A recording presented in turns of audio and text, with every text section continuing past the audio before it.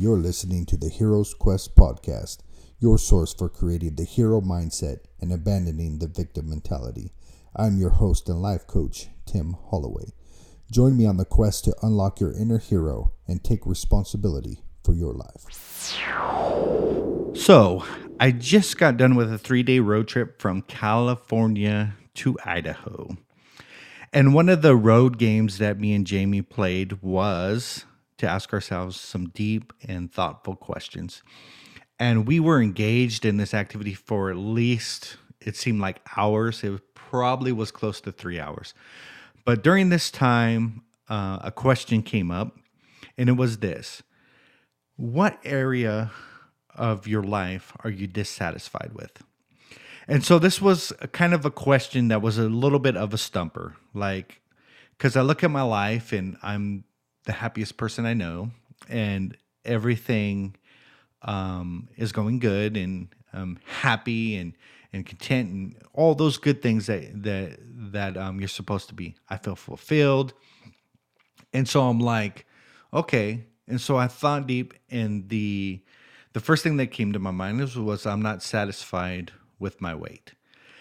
And so there was an area of my life that I had dissatisfaction towards. And so the question I begin to think about is this. Is it okay to be dissatisfied? Is dissatisfaction okay? What does dissatisfaction mean? And so, of course, you got to go to the dictionary, got to go to Webster. I'm like looking this stuff up. I'm thinking about it. Is it okay for me to be dissatisfied? And so the flood of answers came. And so that's what I wanted to share with you today. But to bring it to the definition is dissatisfaction is discontent, it's displeasure, and it's disappointment. And these are all the things that we hate in life, and we try to avoid those things. Not understanding that at times, dissatisfaction, frustration, discontentment, displeasure, and disappointment can all be very good things. And so as I begin to think about this, I created a little scenario. Dissatisfaction leads to reflection, it leads to action, and it leads to fulfillment. And I'm going to explain this a little bit. Any area of your life where you feel dissatisfied in, there's not satisfaction, you're discontent, you're disappointed in that area of your life, you can reflect on it. Which means I am going to look at that area of my life, and I'm going to find out the exact reason why I feel this way, which leads to action, which what I can do to change the situation for the better, which leads to more fulfillment. You see, everything in the areas of our life have to do with the lack of fulfillment in that area. So when you think of the hero quads of your life, the health, the emotions, the relationships, the taking ownership of your life, when you think about those areas, if you are experiencing sadness, frustration, discontentment, all it is communicating to you that there's an area of your life that you are not happy with, which should motivate you to action to create a better situation. And this is why dissatisfaction is a good thing. But here is the downfall. When dissatisfaction leads to more dissatisfaction with no reflection. And so something happens in the areas of our life and we're not happy with them and we're dissatisfied, we're disappointed, but it doesn't lead to any form of reflection. It just leaves you stewing in the dissatisfaction. This kind of dissatisfaction is very detrimental to your health. You see, whenever you feel dissatisfied, it should lead you to reflection. And if you're refusing to reflect, then that's where you get stuck in disappointment and sadness. And the cycle goes like this. I'm dissatisfied with the area of my life. I refuse to reflect upon it to find out the reason why, which leads to no action whatsoever, which leads to depression and despair and an overall mundane life. You see, most of the things that have ever made our lives better and easier and greater and more fulfilled, they all sprung from a form of dissatisfaction. You see, if no one was ever dissatisfied, would anything ever change? You see, most change happens when we become dissatisfied enough that we are willing to do something about it. The pain that we're in is a pinprick or something, a prodding cattle, I'm trying to get this out of my mind, to motivate us to move forward. But instead, we want to bask in the pain. Instead, we want to bask in the dissatisfaction, and we do this by grumbling and complaining and calling our friends and saying how dissatisfied we are, not knowing that the reason and the purpose for our dissatisfaction is to motivate us to change and to become better and more fulfilled. You see, as I begin to think about history, would there ever be America if there wasn't somebody dissatisfied?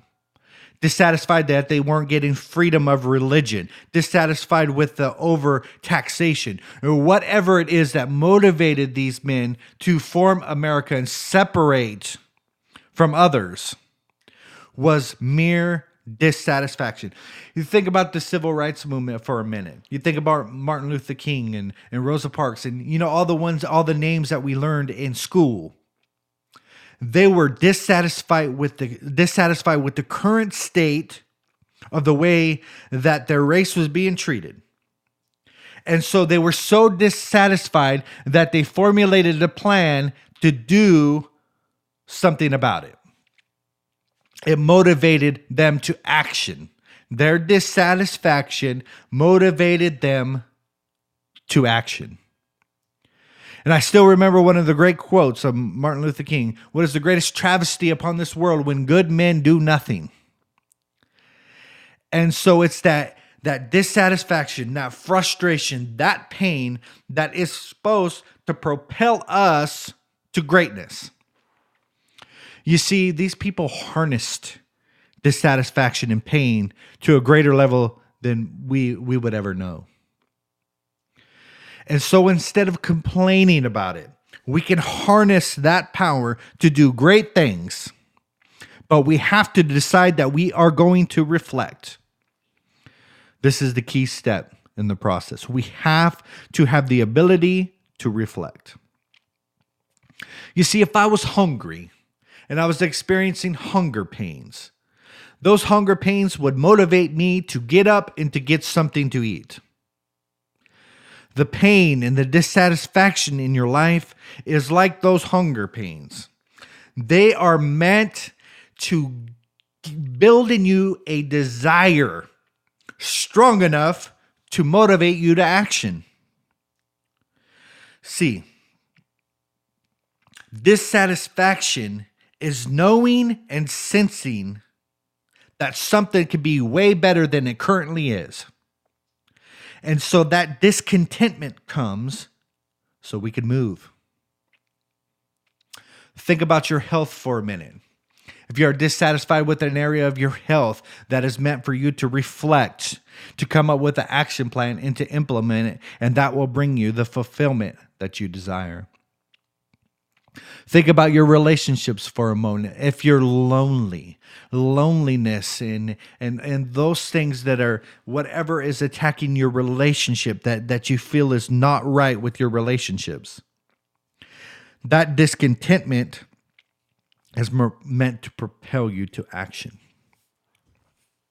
If I have any spiritual listeners out there, divine discontentment, your frustration in your spiritual life is supposed to build in you a hunger, because blessed are those who hunger, for they shall be filled. That discontentment, that frustration is meant to propel you to a greater spiritual life.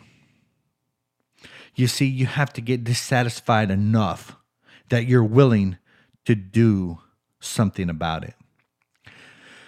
My mind comes to a little infant child who's experiencing dissatisfaction because they went number 2 in their diaper. That dissatisfaction, that discomfort of that is meant to be acted upon so you can get the attention of others, so you can get changed. And this is a weird example, but even a baby knows that after a while of discomfort, I'm meant to do something about it so I can fix the situation. You see, dissatisfaction puts us in touch with our inner guidance system. Dissatisfaction is meant to be a communication to us. Are we listening today? Remember this: to be your own hero. That is H. I will be honorable. E. I will be empowered. R. I will be resilient. And O. I will take ownership for my life. In the link below, you will find the hero's blueprint for success. Click on that link. That is our free gift to you. And remember today to be your own hero and join us at wakethehero.com. Hold up.